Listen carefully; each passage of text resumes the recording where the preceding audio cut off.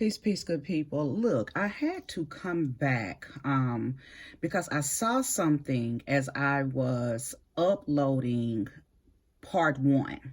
So for those of you who are just now landing on this video, there is a part one to this. So go back. It's the video right before this. But and funny as it may sound, the very first video cut off. I knew that my phone was going to die. I thought I was going to be able to get the reading out before it died on me, but it did die, and it stopped at a very pivotal part because I was saying that I knew why the word limit was on my subconscious, because that was the word that I got as I was meditating on the cards before I started the reading. I got the word limit, and the reading actually stopped at me saying stop. So anyway, I said, you know what? I'm going to leave it right there. I'm not even going to fix it. I felt like that was purposeful. Okay, it was very purposeful to stop right there. So anyway, I go back to view my reading as I always do,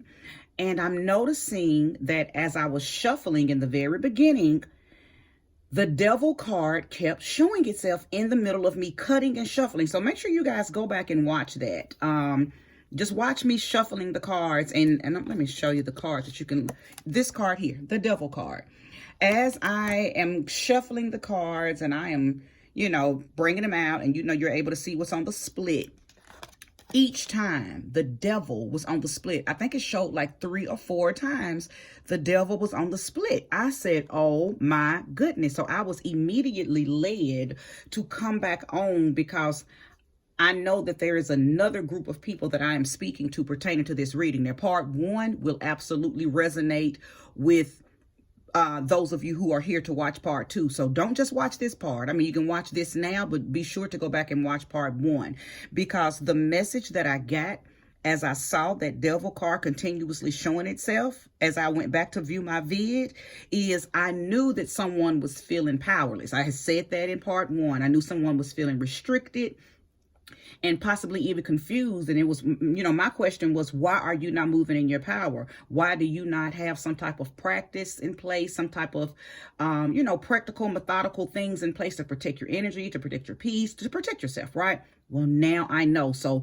this particular part of the reading, this part two, is focusing on those of you who are in relationships. I know now who is setting those fires in your life.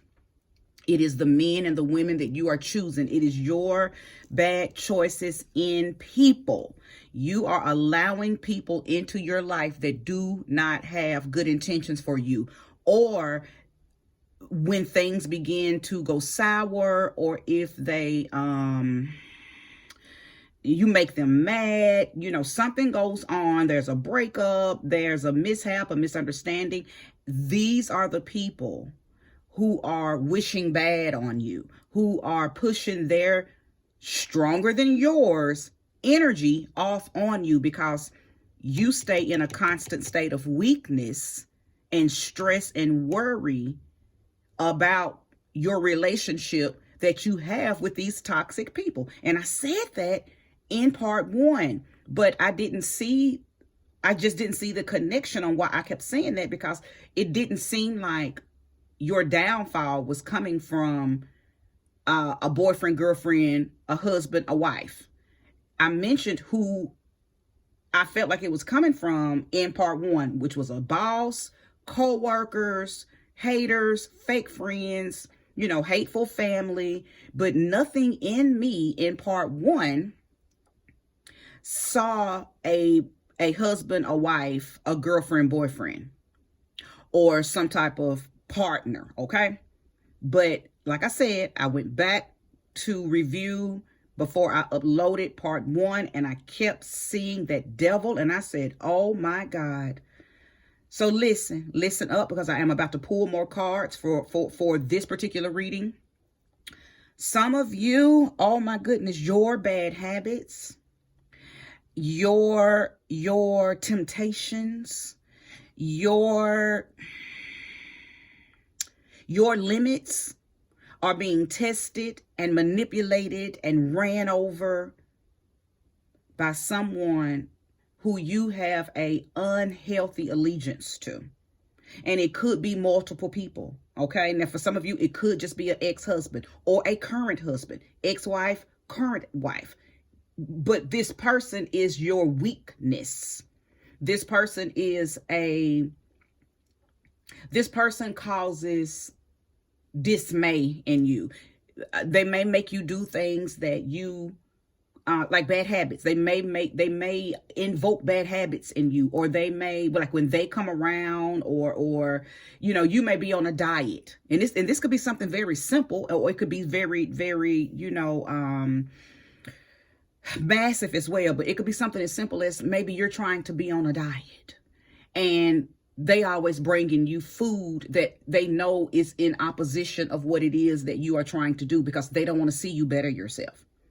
They don't want to see you lose weight, because you losing weight means that you may gain confidence. You may gain encouragement and enthusiasm about who you are, and possibly leave them because you're going to see them for who they are. So they do things like bring you big, nasty food that they know is unhealthy and is not in alignment with your diet. Okay. It could be something as simple as that. And even though that's not simple, but it could be something simple as that. When people know that you are trying to make a change and they continuously bring things into your life, or present certain things that's adversary to what it is that you're trying to do. You may be trying to kick a bad habit, smoking cigarettes, smoking weed, other things that you may do that you're trying to kick. And they bring this stuff to you. Oh, it's just the weekend, why not? You don't have to work tomorrow, so come on, let's smoke, let's whatever, right? And maybe you don't have the strength. You don't have the strength to deny the temptation. It is little things like that that's causing these many fires in your life, pertaining to your relationships. It is your bad decisions and your bad choices on the type of people that you're picking too, because I feel like that these people are full of temptation, full of negative intention, and they are motive driven, but in a negative way. And this is something that you know about them. These are not wolves in sheep's clothing. These are wolves in wolves' clothing. So you know exactly who they are. You know exactly what they bring to the table. You know what you've experienced with them. But unfortunately, you're not strong enough to fight them off. They know your weaknesses. They know what to do to pull you back in when you do try to leave, okay? Or when you speak about leaving, they know what to do to cause you to stumble and fall. They halt your progress of you trying to get in alignment with you. Let me tell you something. Satan's minions know the ones that are in alignment for this new season, this new chapter, this new skin, this new version of yourself. They're doing everything in their power to keep you in this, to keep you restricted, to keep you full of anguish and guilt and worry. Okay? I'm also very, very, I know for a fact that at nighttime, they don't allow you to rest. They don't allow you to get sweet sleep. They interrupt your sleep, whether it's with sex, whether it's with their snoring, whether it's with them getting up every 5-10 minutes, going in and out of the room, cutting the light on. They purposely interrupt your rest. Okay? They purposely do this. My goodness. Listen, in part 1, I said you have to be willing to walk away. You have to be willing to walk away from people, places, and things that you see are not good for you. You have to be willing to walk away from bad habits. Okay? From bad patterns, from bad decisions, bad choices. And no need to look back in guilt, in regret, and in shame. Listen, get the lesson and move on.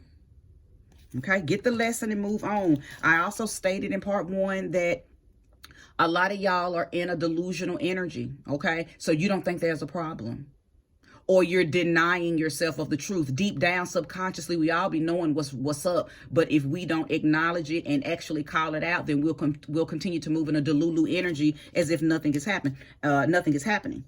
Okay, you have the illusion that everything is all right, but you're delusional. I also believe that it is some of y'all's relationships are causing your addictions. Some of y'all relationships are causing your mental illness. Some of y'all's relationships, and let me tell you something. I'm saying husband, wife, girlfriend, boyfriend, but some of y'all have multiple people that you are laying down with, multiple people you're sharing your energy with, your home with.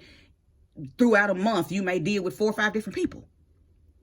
Throughout a year, you might deal with 20, 30 people, and all of those people are leaving their energy signature on you, and their energy signature is not healthy for you. It is causing you strife. It's making you weak. Show me more and show me clearly. Again, make sure you go back and watch part 1, because it is most definitely relevant, okay? Did I not say?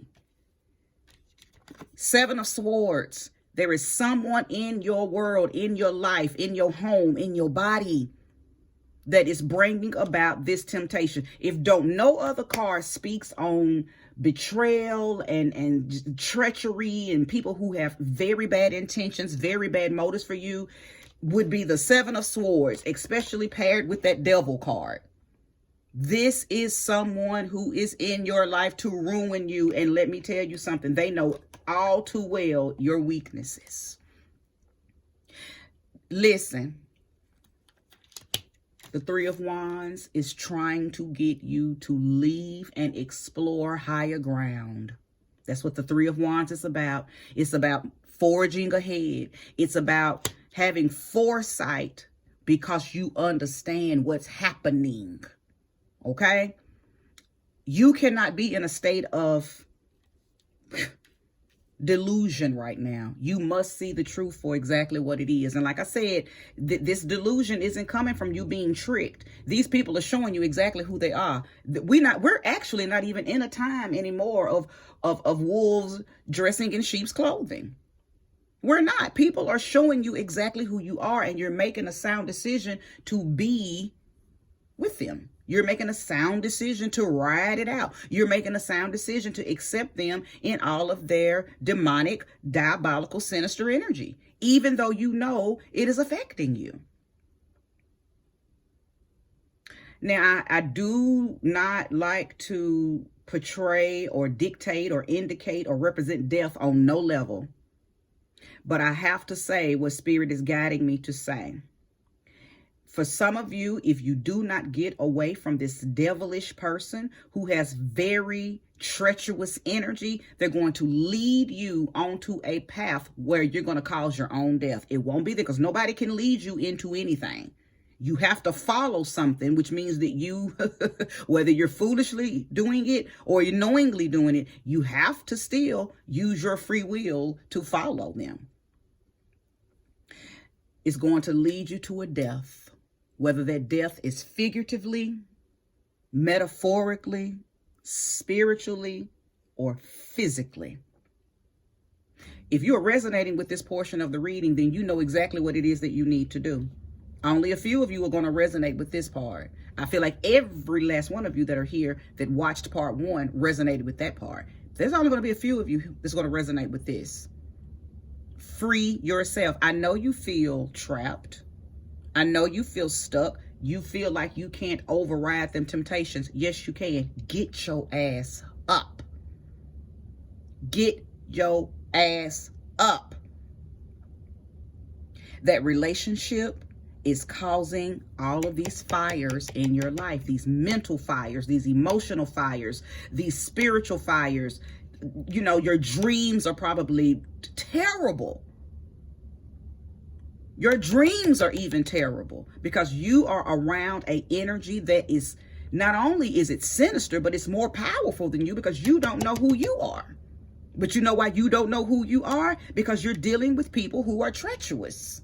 So they're vampiring off of you and keeping you blind, docile, and weak on purpose because they know if you ever wake up to who you are and what you can do, you're going to stop fooling with them. So the name of the game is to keep you deaf, dumb, and blind. And it's working.